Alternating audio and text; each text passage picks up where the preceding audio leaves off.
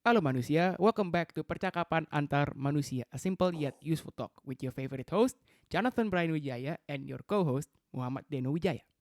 Hari ini kita ada seorang psikolog khusus untuk anak dan remaja. Ya mungkin gak banyak dari kalian yang tahu, namun beliau ini sering muncul di kalau dia jadi bintang tamu di webinar atau di seminar dan kalau sering ikut praktek beliau juga ada prakteknya.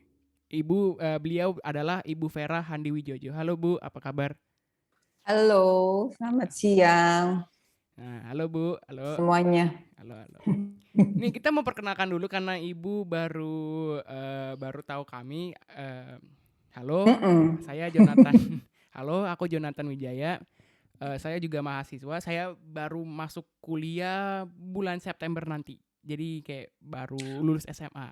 Ya. Oh, oke, ya, bareng sama anakku dong, ya. Oh, oke. Dan Masuk kuliah Ah, mana? oke.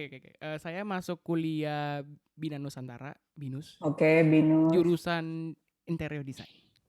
Oke, keren, ya. Silakan Deno. aku Muhammad Deno Wijaya, biasa panggil Deno. Aku juga baru lulus. Kita satu sekolah dulu di Binus School Bekasi. Sekarang kita udah lulus. Aku masih ngambil gap months. Aku udah terima di UNSW for Aviation. Oh, oke, Mans. Jadi berangkatnya kapan tuh? Antara Februari tahun depan atau enggak kalau border masih ditutup online sampai dibuka. Belum tahu, tante masih rincu. Oke, oh jadi kalian dari Binus School Bekasi ya. Aku pernah ke sana sih, sekolahnya keren. Oke.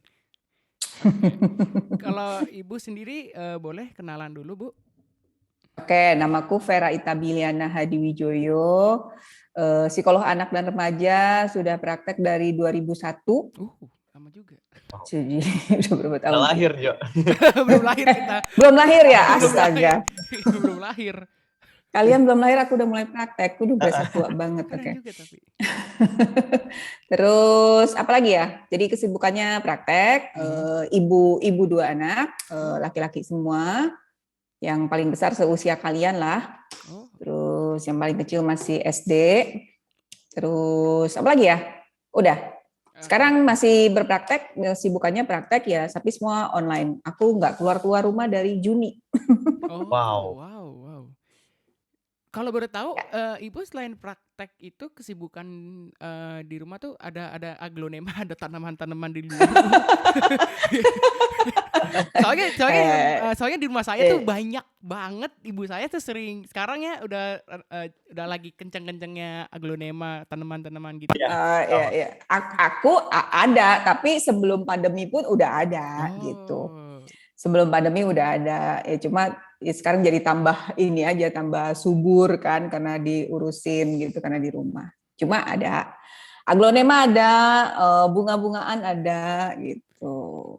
Kesibukan selama pandemi kalau apa ya, bergeser semua, jadwal tuh berubah-berubah terus. Kalian juga pasti ngalamin kan, berubah-berubah terus. Yang tadinya aku praktek pagi, sekarang kayaknya pagi harus masak karena anak-anakku makannya banyak. Jadi pagi mesti masak, beres dulu, siang baru deh. Siang ke sore tuh langsung urusan pekerjaan, praktek dan macam-macam. Oke, kalau gitu. Bu, kalau boleh tahu sebenarnya ini Ibu psikolog ini sebenarnya cita-cita Ibu sejak masih kecil atau tidak, Bu? Enggak. Seriusan? Bukan. Jadi kalau ada orang bilang fakultas psikologi itu adalah tempat anak-anak yang gagal jadi dokter, ya itu ada benernya. Karena pasti kalau ditanya yang apa cita-citanya dulu dokter gitu.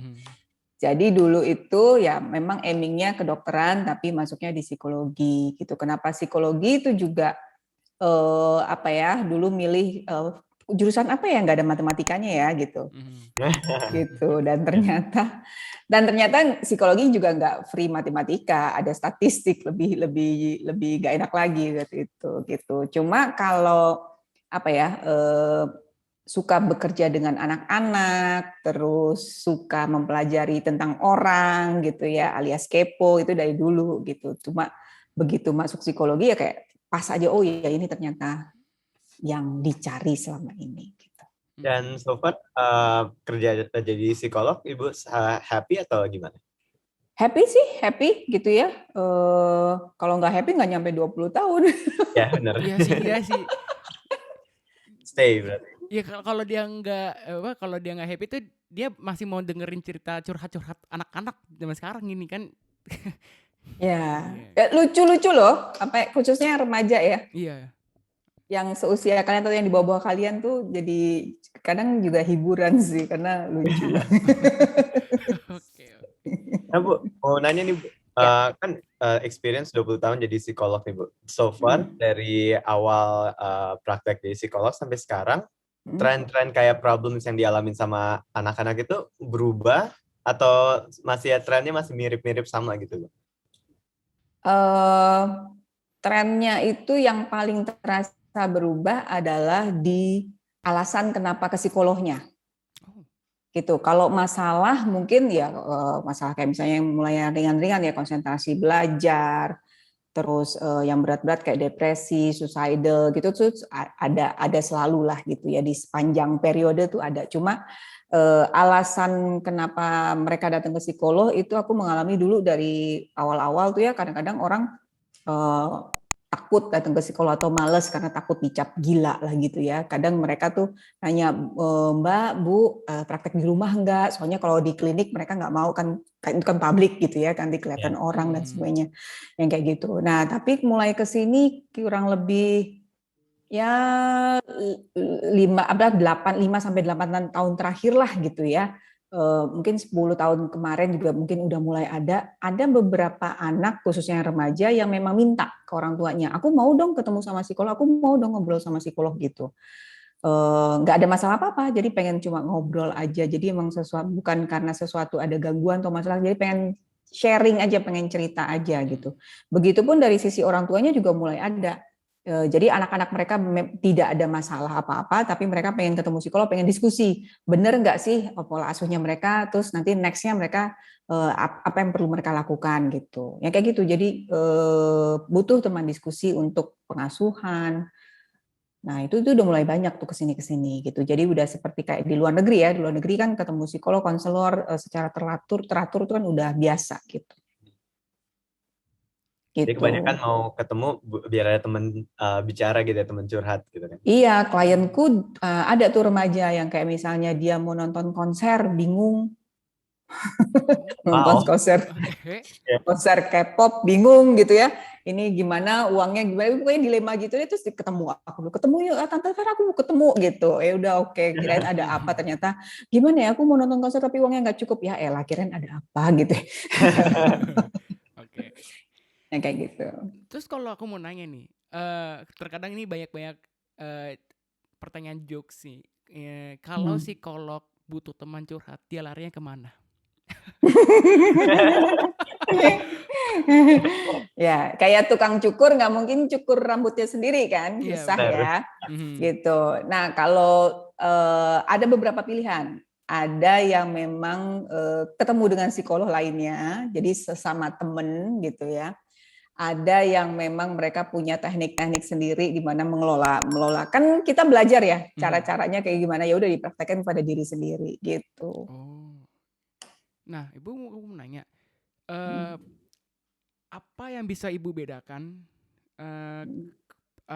pas zaman Ibu masih anak-anak, kayak masih zaman umuran kita dan zaman anak-anak zaman sekarang gitu? Yang membedakan banget ya? Iya. Satu hal sih, media sosial, sosmed, gitu ya. Itu dampaknya luar biasa banget. Jadi, contohnya apa ya? Kayak gini, di usia remaja itu kan kita menjadi lebih memperhatikan, lebih memperdulikan apa yang orang bilang, gitu kan? Apa kata orang gitu. Oh, kalau aku pakai baju ini nanti orang bilang apa ya? Kalau aku kayak gini orang bilang apa ya? Itu kan remaja itu suatu hal yang wajar muncul gitu. Jadi terus kita tend to compare ourselves with others gitu kan. Jadi social comparison-nya selalu jalan gitu. Oh dia kok lebih pintar, oh dia kok kulitnya lebih putih, oh dia kok lebih ganteng, kok dia lebih apalah semuanya gitu ya, membandingkan. Nah itu selalu ada di tahap perkembangan remaja, mau dulu mau sekarang selalu ada. Nah yang membedakan adalah dengan adanya media sosial, di mana kita bisa melihat semua orang lain gitu ya, dan yang dipajang di sosial media itu pasti yang bagus-bagus aja. Nah itu mempertajam tuh kayak social comparison, sehingga membuat jadinya resiko untuk merasa tertekan, ada gangguan mental itu jadi memperbesar gitu. Terus juga aku ada beberapa klien remaja yang dapat ide inspired oleh self harm yang kayak gitu-gitu ya, melakukan self harm, terus suicidal segala macam itu dari sosial media juga, terus LGBT itu dari media sosial juga. Jadi hal-hal yang membuat remaja itu rentan, mudah terpengaruh sekarang itu jadi lebih besar karena ada media sosialnya.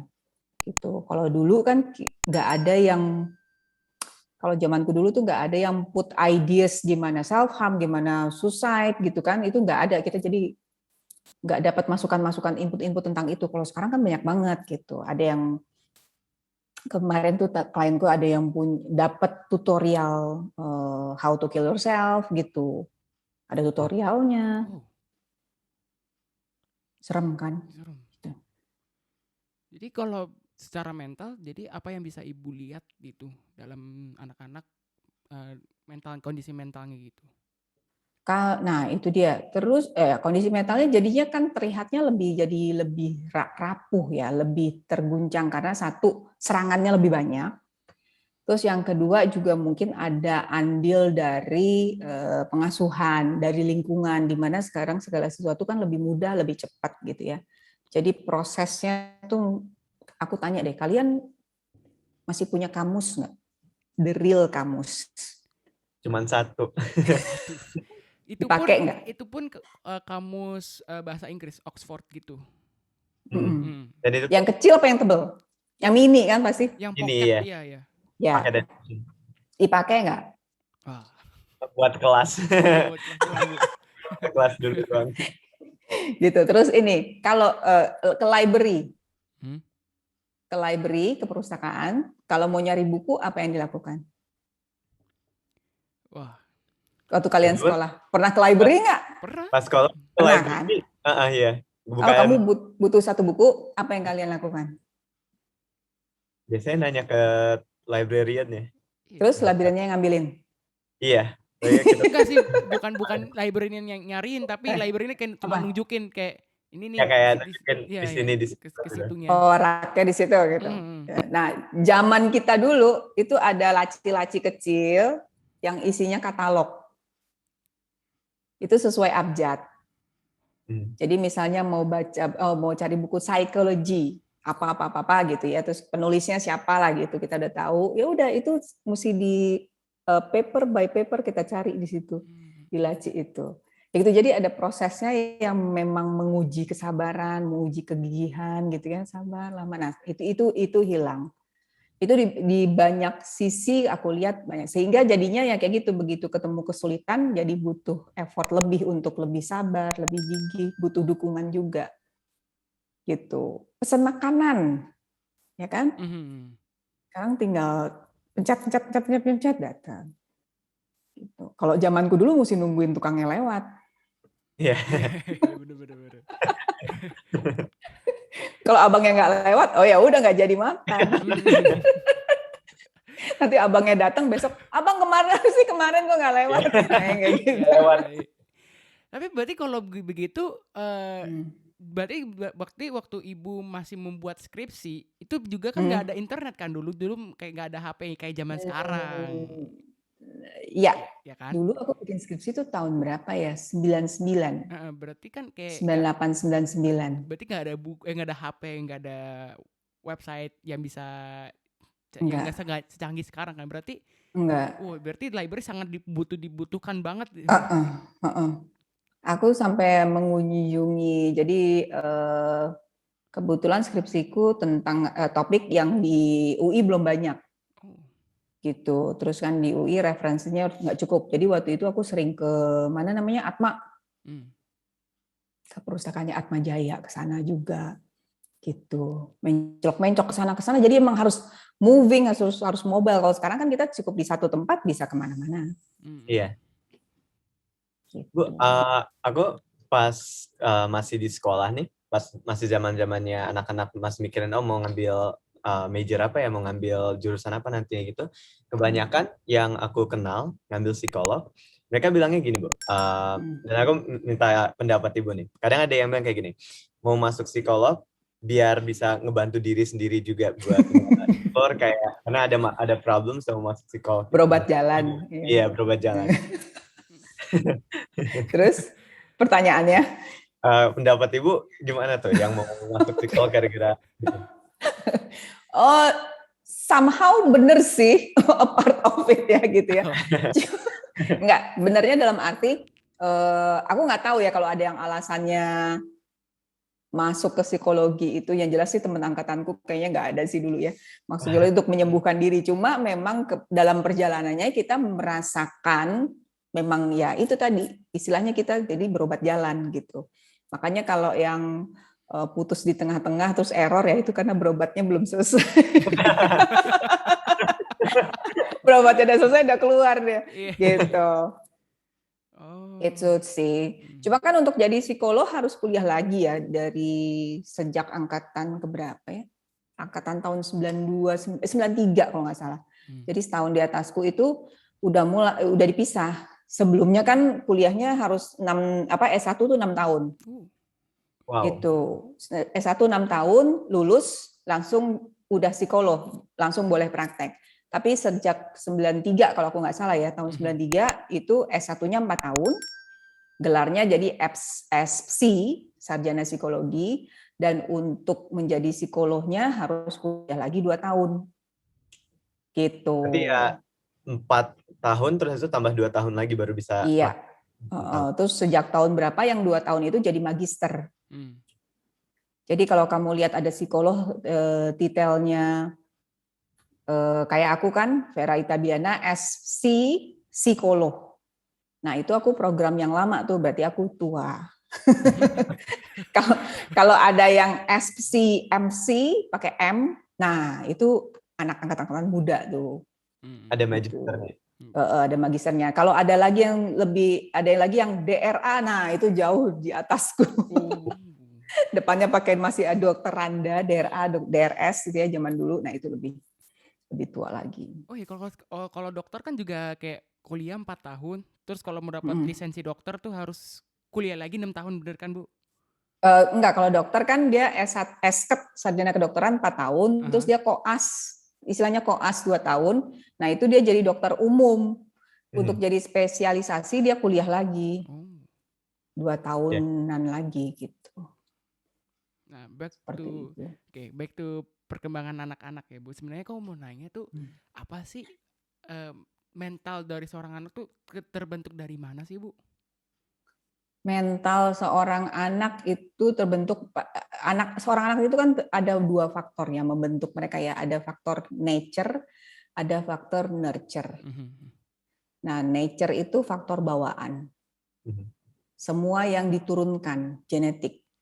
Warna rambut, warna bola mata, lidahnya bisa ngelung apa enggak, yang kayak gitu. Terus temperamen, ya. Terus beberapa sifat ada yang diturunkan traits itu ya, gitu. Tapi ini masih kalau yang sifat masih ada pro dan kontra sebetulnya. Nah, terus faktor yang kedua adalah nurture. Nurture itu segala sesuatu yang terjadi, yang diberikan ke anak ini mulai dari sejak pembuahan. Jadi mulai dari ketika lagi hamil, ibunya makan apa, ibunya lagi stres apa enggak, terus begitu lahir pola pengasuhannya seperti apa, diasuhnya dengan mbak yang berganti-ganti atau konsisten ibunya terus, kayak gitu. ASI apa enggak, terus sekolahnya di mana, sampai ya apa yang dia baca, apa yang dia main di gadgetnya, nah itu semua nurture gitu. Ada 2 jadinya. Nah, ini Bu, aku mau nanya nih. Sekarang kan online ya. kita semua nih online. Berarti yang masih kecil, yang masih SD kan juga kena dampaknya kan, Bu? Ya. Iya kan. Nah, bagaimana caranya mental seorang anak yang masih SD itu kan sebenarnya kan tidak ada bisa kita lihat secara langsung kan dia kayak gimana kondisinya dalam online ya, dalam online kita nggak bisa lihat dia kondisinya seperti apa, dia kehidupannya seperti apa, kita kan nggak tahu. Nah, maksudnya gurunya nggak bisa lihat iya itu ya? gurunya nggak bisa lihat. Nah, berarti gimana caranya anak itu bisa kebentuk mental yang baik? Ya kondisi rumahnya seperti apa? Kondisi rumahnya seperti apa? Materi pembelajaran online-nya penyajiannya seperti apa? Banyak hal ya untuk mental seorang anak gitu. Kalau kita bicara soal kesehatan mental anak, itu ada faktor protektif dan ada faktor resiko. Kalau faktor resiko, misalnya, jadi ini faktor resiko isinya adalah semua faktor yang beresiko mengganggu kesehatan mental anak. Jadi misalnya kayak konflik dalam rumah tangga, jadi dia lihat orang tuanya bertengkar terus gitu. Terus juga tidak ada dukungan dari orang tua, misalnya dikritik terus, disalahin terus. Jadi ini hubungannya sama pengasuhan ya. Terus juga pandemi, itu termasuk pandemi, bencana alam, terus misalnya orang tuanya sakit keras gitu ya, atau kehilangan orang tua. Ini kan banyak nih anak-anak yang tiba-tiba jadi yatim piatu ya karena orang tuanya meninggal karena COVID. Nah itu juga faktor resiko. Nah faktor protektifnya di sisi lain ya tentu saja keluarga yang harmonis gitu ya, ada dukungan dari keluarga, dari teman gitu. Jadi dia punya teman, punya lingkungan yang dekat di luar rumah gitu ya. Terus juga pengasuhan. Jadi bukan berbanding, sebaliknya dari si faktor resiko tadi gitu. Gitu. Jadi kalau online seperti ini memang ya nggak sehat ya. Cuma kan ini dengan terpaksa kita lakukan untuk sementara waktu, hopefully gitu. Ditinjau dari sisi manapun sih online memang tidak bukan sesuatu yang dianjurkan untuk dilakukan permanen lah gitu. Kalau nanti mau dilakukan secara hibrid, oke gitu ya. Jadi kan campur mix, kadang-kadang ke sekolah, kadang-kadang di rumah itu oke. Tapi kalau full online terus kayak sekarang tuh enggak banget gitu. Gitu karena banyak banget kebutuhan anak yang memang tidak bisa dipenuhi dengan cara belajar online ini. Gitu. Nah, terus juga kan Bu, ini kita ada yang namanya Zoom fatigue. Pernah dengar kan Bu? Nah, Zoom fatigue ini kan dikarenakan keseringan Zoom yang kita sekarang rasakan kan selama pandemi, apalagi ya saya juga capek sendiri sih kalau ikut online kelas. Deno juga capek sendiri. Nah, Ibu sendiri apa yang Ibu bisa perlihatkan gitu? Bagaimana cara menghindarnya? Zoom fatigue. Ya, Zoom fatigue. Jangan sering-sering Zoom. Kalau untuk anak-anak, nah ini aku nggak tahu kalau Binus kemarin berapa lama ininya? Seharian kan? Iya, sampai jam 3 nggak saja ya? Iya benar. Nah itu tuh aku juga kemarin nemu kayak sekolah-sekolah ya Binus, terus ada beberapa sekolah lagi. Boleh disebutin nggak sih di sini? Boleh ya? Kayak high scope gitu-gitu itu udah menurut aku sih udah terlalu banyak ya, too much. Tapi mungkin di satu sisi sekolahnya juga kebingungan kali ya untuk ngejar materi, kan mereka butuh waktunya juga lebih panjang karena kayaknya online dan offline tuh, kalau offline lebih banyak materi yang bisa dikasih dibandingkan online. Jadinya mereka ngejarnya seperti itu. Sebetulnya kan dari IDAI, dari Ikatan Dokter Anak Indonesia, kemarin kan dari awal-awal pandemi udah mengeluarkan rekomendasi. Jadi sebaiknya tidak lebih dari sekian jam gitu. Tapi kayaknya untuk yang level-level atas ya, khususnya kayak SD yang kelas 3 ke atas gitu, SMP, SMA kayaknya susah untuk mengikuti anjuran rekomendasi itu. Idealnya sih memang nggak lebih dari 2 jam lah ya, gitu, untuk online-nya. Gitu, selebihnya mungkin tugas, tapi ya prakteknya susah. Makanya ini kita berdoa supaya semua vaksin dan semua bisa masuk. Amin. Nah, juga kan ada yang namanya burnout. Burnout kan. Burnout sendiri kan ini kayak pernah nggak sih ngerasain kalau kita lagi capek-capeknya banget gara-gara gara-gara Teams atau nge-Zoom gitu kan, terus habis itu kayak tugas-tugas yang nggak bisa dipungkiri gitu kan, kebanyakan banyak banget tugas kan. Dan gimana itu bisa kita bagaimana caranya burnout ini tidak menjadi suatu masalah bagi kita? Kalau yang namanya burnout, mau nggak mau harus take a break. Nggak bisa dipaksa. Kalau dipaksa kayaknya tugasnya error, kitanya juga tambah capek. Kayak mesin aja gitu ya, kayak mesin mobil udah rusak atau udah waktunya ganti oli, tapi tetap masih terus dipakai gitu. Yang ada kan di dalamnya kita juga nggak nyaman berada di dalam mobil itu, terus kalau dipaksa terus malah mesinnya jadi aus lah bagiannya, malah jadi nanti perbaikannya lebih besar lagi gitu ya. Hasilnya malah nggak benar jadi kan. Iya, jadi kalau emang udah burn out ya istirahat gitu. Ada istilah drop everything dulu lah, gitu ya. Misalnya udah capek banget ya udah. Makanya harus pintar-pintar memanage waktu, jangan sampai jadi gini, kalau misalnya memang udah terasa capek, ya udah ambil break dulu 30 menit, 1 jam, ngapain kayak olahraga atau melakukan itu, terus itu balik lagi. Jangan dipaksain terus sampai udah burn out. Nah, kalau udah burn out kan pasti deadline-nya udah bentar lagi gitu ya, tugasnya udah mau dikumpulkan gitu. Jadi waktu untuk kita taking a break-nya juga udah mepet, udah nggak ada gitu. Nah, jadi memang harus pintar-pintar memanage waktu supaya waktu istirahatnya juga ada. Kalau aku boleh tahu, Ibu ada tips-tipsnya gitu dari Ibunya sendiri setelah Zoom itu Ibu habis ngapain aja kalau boleh tahu? Oh, kalau aku habis praktek udah tutup laptop ya udah nggak usah dipikirin lagi. Gitu. Jadi yang aku ya dalam hal praktek ya, kalau udah tutup laptop, selesaiin catatan, udah keluar kamar ya melakukan hal-hal yang di luar pekerjaan gitu. Paling gampang sih nonton. Masalahnya ya aku kayak jarang nonton gitu, nonton YouTube kayak jarang, Netflix jarang. Bohong Jojo, nonton tuh tiap hari. Enggak. Nonton kan sekarang banyak tuh pilihannya, ada Disney, ada Netflix, ada Mola. Foya film. Tapi kebanyakan menonton film tuh sebenarnya baik nggak sih, kayak nonton video-video Disney yang gitu-gitu? Kalau gini, prinsipnya kalau sesuatu aktivitas tidak mengganggu aktivitas yang lain and make you happy, nggak apa-apa. Ya kalau nontonnya terus sampai nggak mengerjakan yang lain, ya itu kan berarti kan udah berlebihan. Gitu. Jadi pilihlah satu aktivitas yang memang menyenangkan dan memang mindful, itu yang bisa bikin refresh.